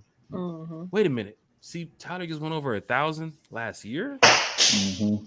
So wait, CP's how old? Oh, you finna use the hell out of Bijan. Mm-hmm. So fourth in rushing, man. Yeah. Telling you, man. Chase talked about the stats coming out of college too as well. Go look at some of his stats in Texas. I think he's on the all-career all-time highs list too as well. And he's up there with Ricky Williams and Earl Campbell and a couple other people too as well. And that was just senior stats. He progressed every year throughout his freshman all the way up to his senior. The numbers continuously to rise. So I imagine he does the same coming into the NFL. He seems like a smart kid. He's got his head on his shoulders. So I'm rooting for Bijan. I will say, go ahead. That last comment, they said they want see. So we talk about offense, but to be honest with you, I'm really excited about the defense, man. I mean, really, the offense is going to do what they do. They just got too many weapons. It's going to happen. I'm excited about defense because that's what's going to get us to win NFC South and get us back in the playoffs. That's to me, that's where it's at. But offense. It has to happen. It just got too many weapons. It got too many weapons, man. I can't see it not happening. So, and one quick point I wanted to make because people keep saying why they still saying things like why did we pick Bijan because we have a 1,000 yard running back in Algier. We see what's going on with Zeke, Dalvin Cook. All these, quarterbacks that they done ran in the hole. Why would we do that to Algier? It's nice to have a 1-2 punch. Anyway, CP is getting older. We need our thunder and our lightning. So, it makes sense. He's a generational talent. So, I see some fans might see the conflict in having a running back that just had 1,000 yards and you go draft a running back. They're two different style of running backs. I didn't see Tyler Algier many times in the slot last year. In the passing game too as well. So we know what Tyler's role is probably going to be. A lot of just running, bowl people over, get down the field. And if you're averaging 4.5, CP's doing 3.5 to 4, and then Bijan coming out of college with 5 to 6. That's first down damn near every series. You're getting ready to run up. This is big when you're looking at a team. Oh man, it's not a bad problem to have anyway. It's a good problem. You want that problem. They drafted Bijan simply. They preach best player available. He was the best player available on the board at that time. It's just that simple. Yep. You can't argue. That's the media knocking the running back position down. It's just invaluable. You can't argue it. Yeah. And I guess, you can find a running back in the 5th, 6th, 7th round that'll get production out of it. But, you ain't going to find no Bijan. That's the thing. That is true. And BPA for Falcon fans going into next year's draft, just remember that there's BPA in every position. It's not one player. So you got the best player available at running back at number 8. That was the best running back on the board. We might have got the best player, and some folks say we got the best player in the draft at 8. That I heard too as well. Yeah. And I don't know how PFF and these big companies and the stat companies and everybody looks at it to say, hey, that's the best player, but I'll take it. I'm a Falcon fan. Hey, you got the best player in the draft. Fuck you. So it is what it is. But I'm with this team, Recando, and you know it. Kiki, you know it. Chase, you know it. Bodie, you know it. It's a brand new team. And I'm with this team to go forward and get the wins. Recando, you're going to be there probably week 1 at the Benz. Oh, hey, yeah. We know that. Everybody in this chat right here, everybody who's on this podcast who's talking right now is probably going to be at the Benz week 1 to see what the team win. After that, you got week 2, you win again. In week 3, off to Detroit. Week 4, you got London. It's just a feeling that, like Eric Parker said, he's been waiting for a defense like this his whole life. I've been waiting for a team like this, an organization like this, and the city is perfect. Atlanta's perfect. Like this, a rhyme like this. All right, let me stop. Sheesh, you got a mixtape coming up? So Atlanta is perfect for a Super Bowl win. Everybody knows. Kiki, you talked about it. When we win the Super Bowl, oh my gosh, not going to work that whole week. Fuck that job. Telling you, nobody will have a Super Bowl parade better than Atlanta when the Falcons win the Super Bowl. It's gonna be amazing, man. It's gonna be amazing. Bandwagons coming out then too. one thing you mentioned about new team, right? That's the interesting thing about this Falcon. We don't had 3 different teams these first 3 seasons. 3 different teams. I mean, so they trying to figure out what Arthur Smith's going to do. They have no clue. No. They have no clue because think about it. First year we had Matty Ice. We had him and we passed the ball a lot. Kyle Pitts went over 1,000, things like that. Next year, Marcus Mariota, different quarterback, run the ball, barely passed it because he couldn't pass anyway. But this year we're gonna be balanced. We're gonna be able to do both on the offense. Right. So it's gonna be it's a totally different team, and I think Arthur Smith really is going to be able to show why he got hired in the first place. That offensive mind he got. Yeah, that's what goes back into what we. I'm sorry. No, it's on you, buddy. Go ahead. Oh, I was just saying it's going to go into basically what we've been saying. What we've been saying for a while now. Finally, Arthur and Terry got a hold of this off season. This is the off season they prepared for to really get their team on that field. And you see exactly they got the exact players they want on offense and defense, and they get to put it all together. And you're gonna see really what Arthur Smith is about. Like they couldn't the 1 year 2, he took whatever they gave him. Like it was there, and they had to eat that shit. All right, but now to the Falcons organization, especially what Terry says, and Bodie, this is big what you just said. Terry talked about it on the season ticket holder conference call earlier this year. It took us 2 years to get where we are today. Which means they've been planning this. They knew, hey, look, we have to fight it out the next 2 years with the roster we have, with the cap space we have. I don't even think they probably thought that their job's going to be on the line. If we make it to the playoffs, if we make it over the 500 hump, that's great. But look at this roster. It's tough. And that's the thing. The next 2 years, the moves we make, Arthur, Terry, they're probably talking to you. They're like, look, we can make this happen in 2 years. So let's do it now. Falcon fans probably looking at it. Oh, hot seat. He's out of here. Get him out of here. I think they probably already talked about this. Like, look, we can't shape this roster around in 1 year. We know that. It has to take 2 years. And Terry mentioning it on the call earlier this year, saying it took us 2 years to be where we're at. Think about the Matt situation. Think about the Julio situation. Think about Calvin situation. Think about Deion Jones situation. Think about all the moves they made to now be where they're at. When every Falcon fan in this chat, watching this channel and listening was waiting till that free agency to open, because we were finna spin. And we were finna load up on players, because Terry said it. It took us 2 years to get where we was at to come to today. And we got money next year too. We got money next year too. Well, goddamn, Recando, you gonna go all the way into the next year already? I'm just saying because like the thing is they building the team for sustainment. Like not just this year. We ain't the Rams. Like the Rams, put that team together to win the Super Bowl. Look at them now. The Falcons building a team that, hey, we could be like talking about this for a while. That's what we're trying. That's what I'm liking. That's the thing. And then they see we get these rookie contracts, and we get these babies in here, these good players that's on these rookie contracts, and then we'll see veterans want to come over here. All they need is me. Okay, bet I'm finna go over there and help them, and they can pay them the right amount of money because we got all these rookies making low amount and just winning. We there.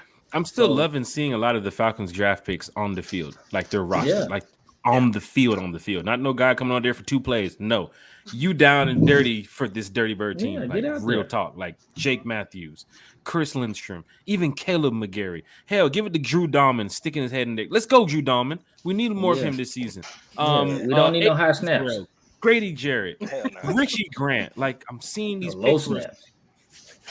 I love this. I love what's going on because we want to see the team win. We honestly do. Chase, Bill Barnwell, last take for you and Bodie before we wrap it up. He's putting us 10 at his offensive arsenal. Bill Barnwell has spoke highly of the Falcons in the past. We talked about it on the podcast last year about Bill Barnwell. Now he's come back. Bill Barnwell's back. And he's talking good things about the Falcons as well. This is the guy who doesn't spend time in the Falcons community. He's not in the chats. He's not in the groups. He's not at Flowery Branch every day. But he notices something from his office, that the Falcons have done something where he needs to talk about that. And putting us at 10 on his list with just 5 of those weapons. We haven't even talked about Jonnu. We ain't talking about CP. We ain't talking about Scotty Miller. We ain't talking about Mac Hollins, who is all going to play a key role in this offense. But the weapons he named, Kyle Pitts, Drake London, Bijan Robinson, Tyler Algier, I mean, just those weapons alone, Chase, we knew could move the chains. Yeah. Bill Barnwell sees that. What is your thoughts on what Bill Barnwell's talking about? It's huge, bro, because a lot of those players on that picture that was posted about our top 10, there's only one on that whole list that's been over 3 years in the NFL, and that's Cordell Patterson.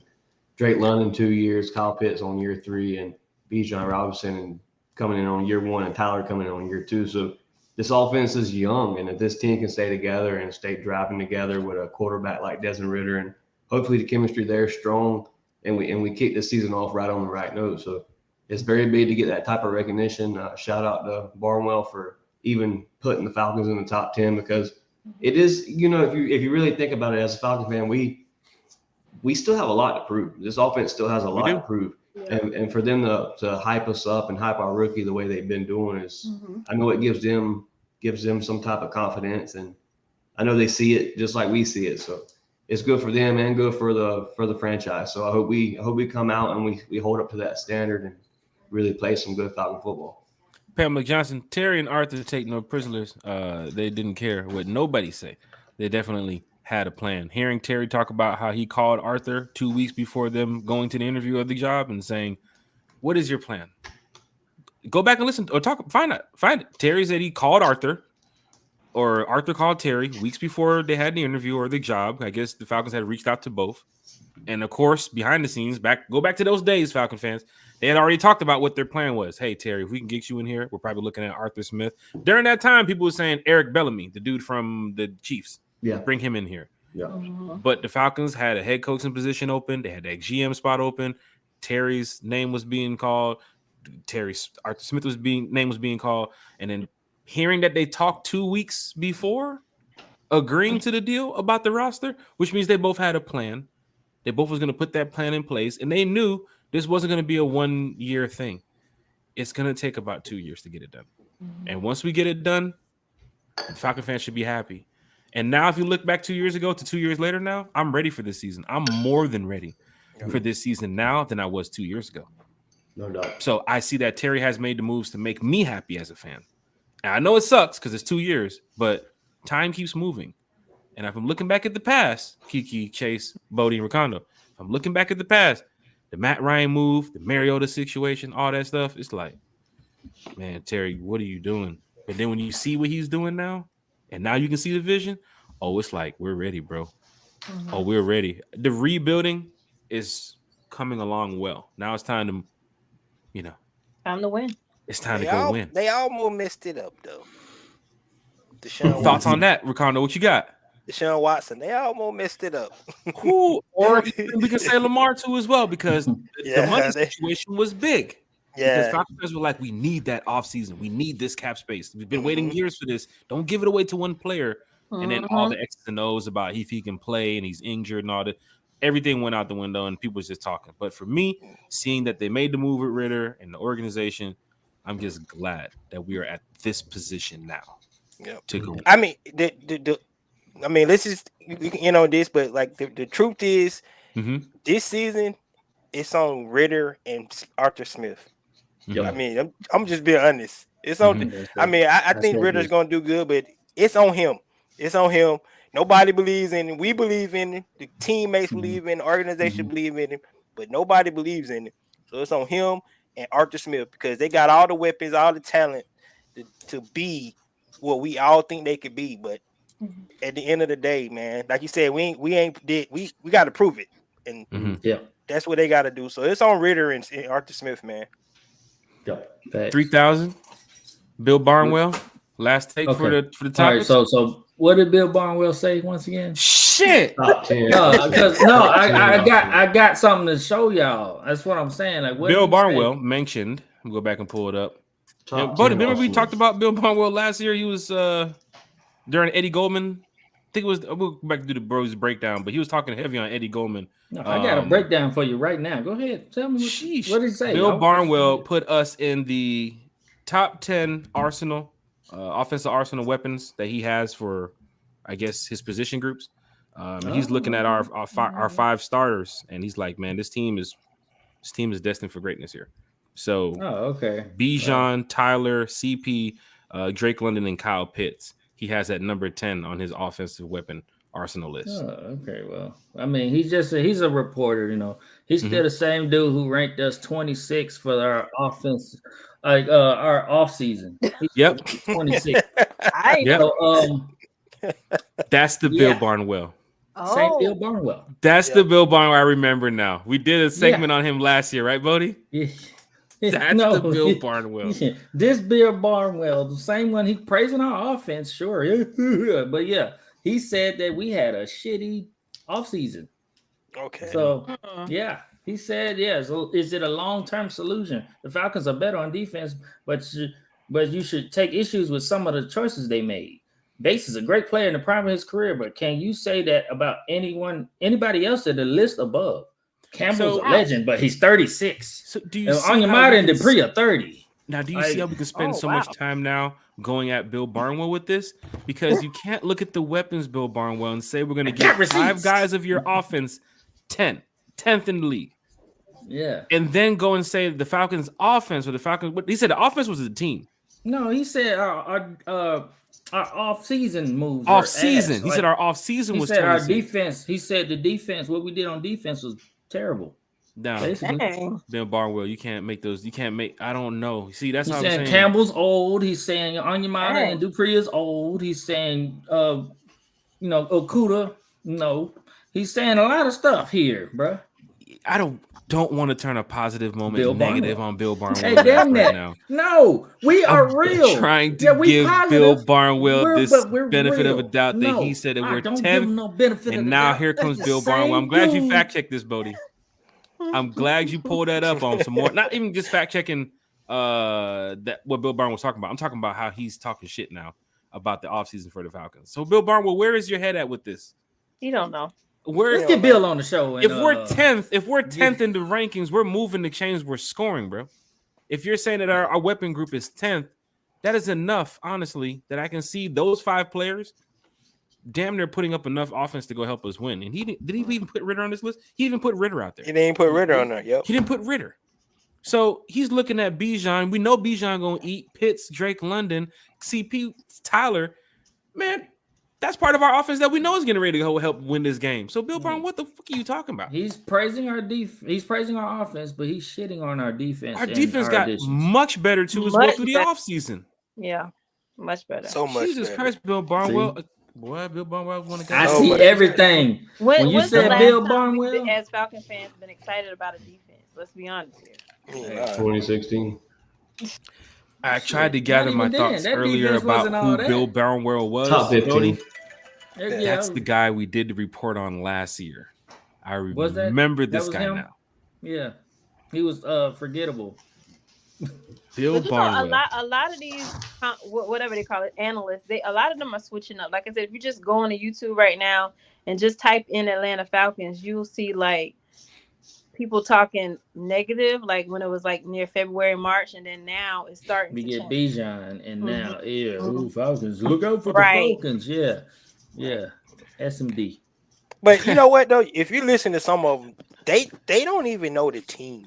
Like they don't. You hear them talk, and they'll mention somebody that I'm like, he ain't even on the team no more. So what's dude name? The moron that be on that rides LeBron nuts all the time. What's his name? Cowherd. Oh, like he mentioned Calvin Ridley. I'm like, bro. Yeah. He was way off. He really didn't even know who we had on the squad. No. Yeah. It to me that just it makes me mad because I'm like, dude, you supposed to be. If you're gonna talk about somebody, at least know what you're talking about.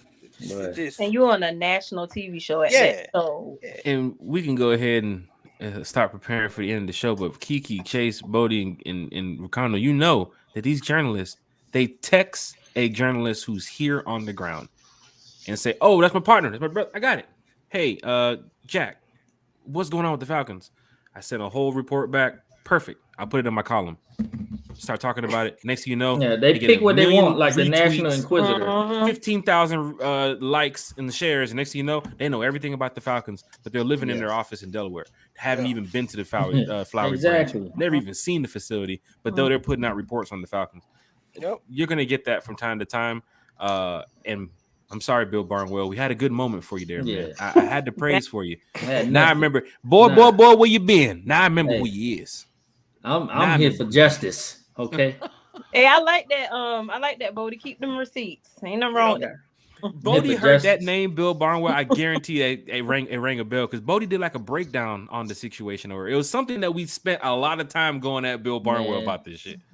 But I said, bye, Felicia. He never even tried the lemon pepper wings in Atlanta, man. He don't even know what the fuck this is. But he working from home out of Wyoming. I don't want to hear nothing about no Bill Barnwell. Falcon fans. We lit. We live.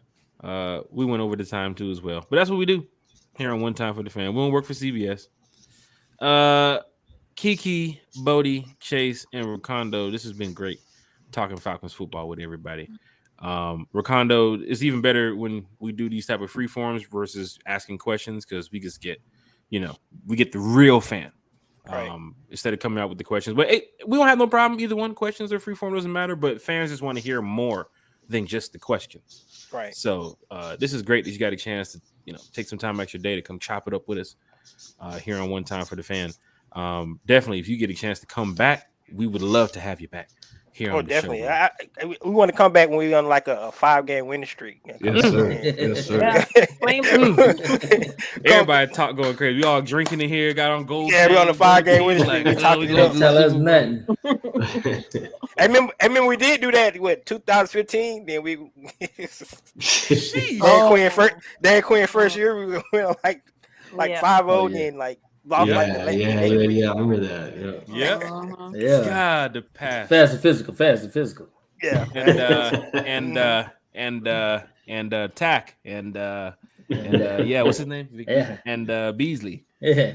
Keanu Neal. Yeah. We call Coach Quinn Coach and that's all I kept hearing in the press conference. And all right, Coach. And then this motion right here. And that's why I like Arthur Smith because Arthur Smith don't play the radio with the media at all. Yeah, he don't play. Dan Quinn, the worst game manager ever, man.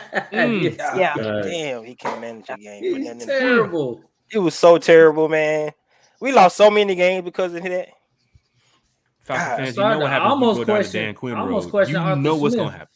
Well, his game manager, but he got better. He did. His first season, he was kind of, but man, once he get in that 4-minute offense, it's a wrap. Mm-hmm. So, quick yes or no answer, Chase, Bodie, Kiki, Recando. Are we all in on Arthur Smith this year? The team has been built up now. It's ready to go.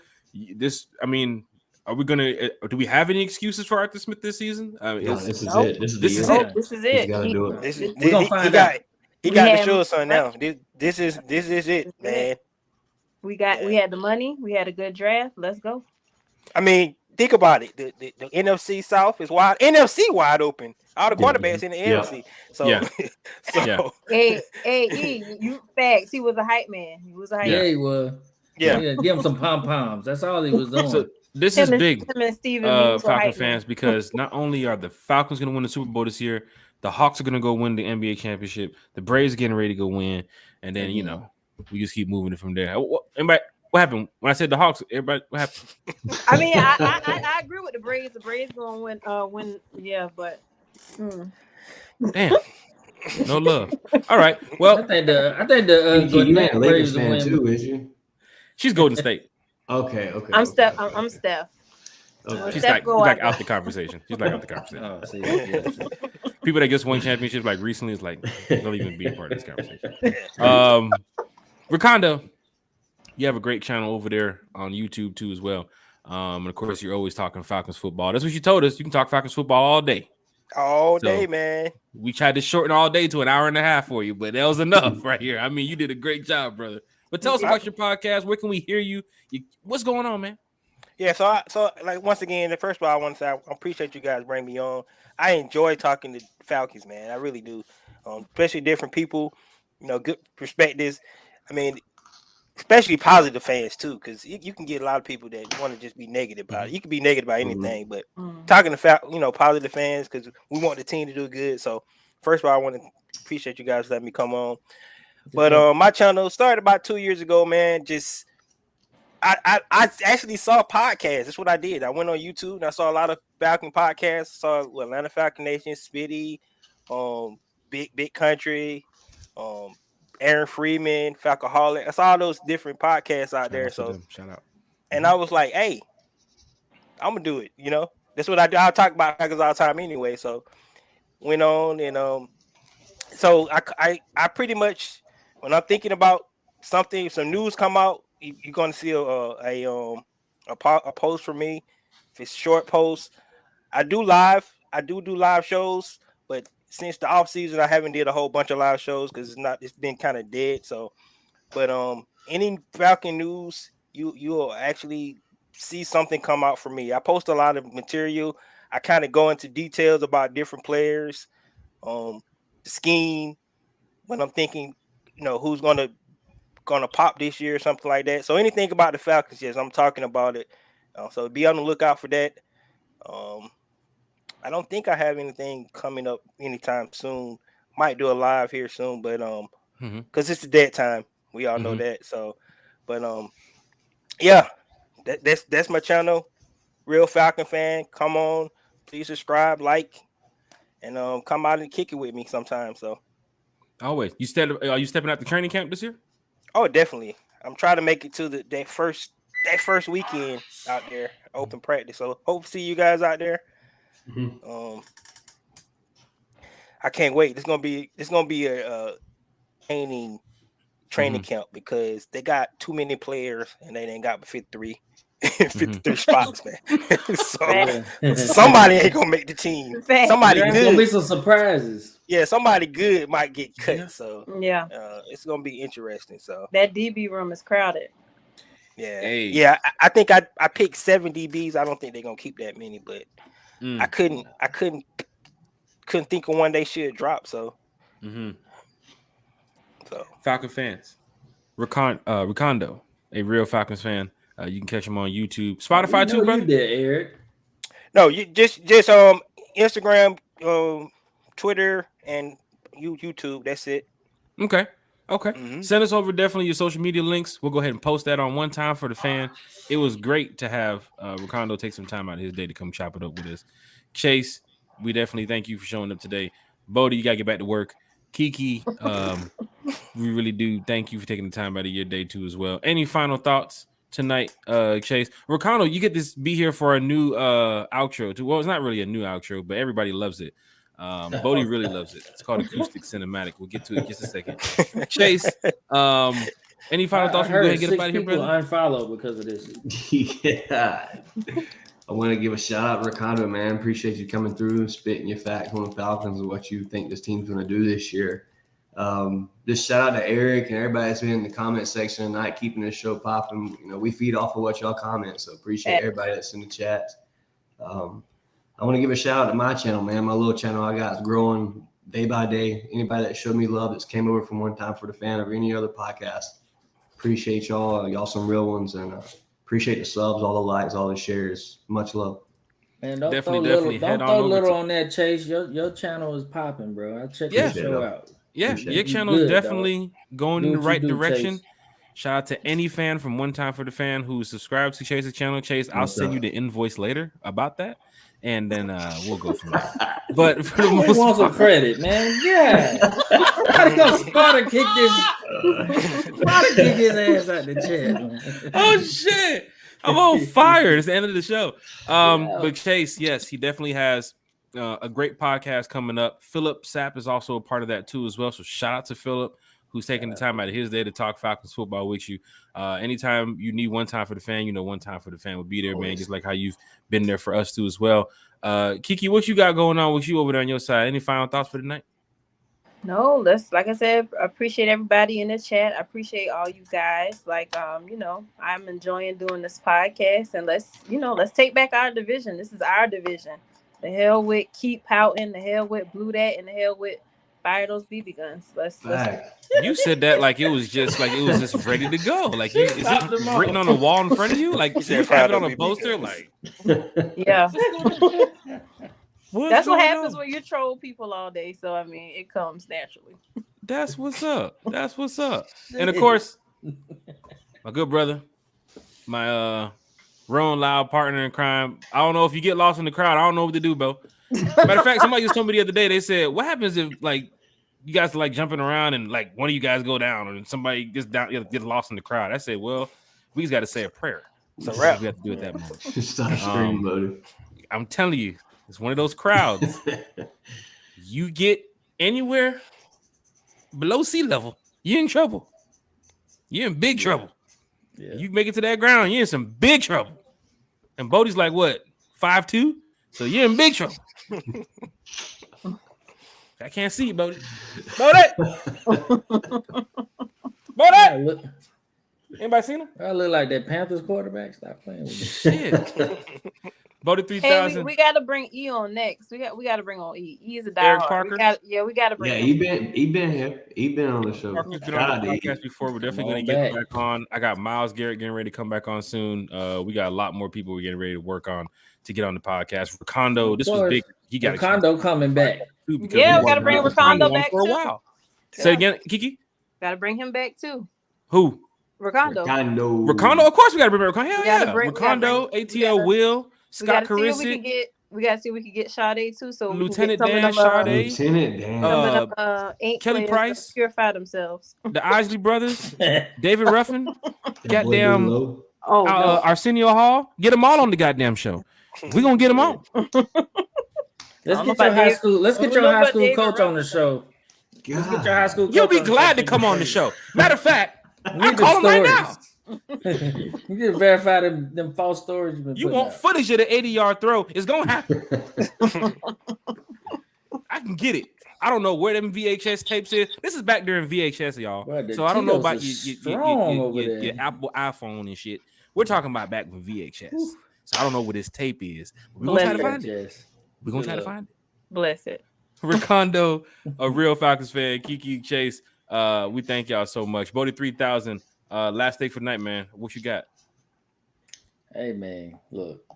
Just shout out to Recando. I appreciate you, brother, man. You just full of knowledge and wisdom, and you really blessed us with your presence and your hope for us doing well this upcoming season. So I mean, I appreciate that. Definitely can't wait for you to come back, bro. Gotcha, man. Shout out to everybody in the chat, man. Y'all just been showing love. Let's get them ones in the chat again, man. Get B-John on the show.